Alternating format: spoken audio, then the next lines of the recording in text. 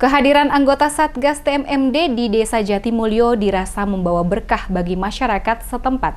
Tidak hanya melalui program fisik dan non-fisik, Satgas juga memiliki sikap kepedulian yang kuat dengan membantu warga merahap Musola Nur Huda di Desa Jatimulyo.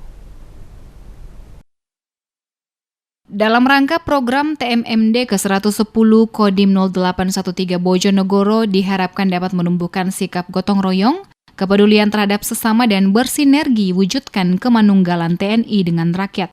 Dengan adanya kegiatan TMMD ke-110 di Desa Jatimulyo dan Desa Ngerancang dinilai dapat membawa keberkahan dan meningkatkan kesejahteraan masyarakat desa.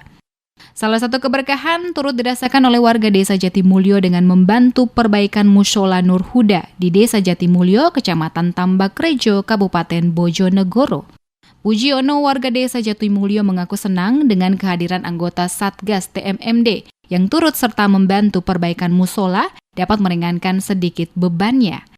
Merehab musola, ini kan mau puasa, ditempati sholat terawih kan nggak muat, ini ditambahi emperan itu, biar muat sama warga itu, biar muat.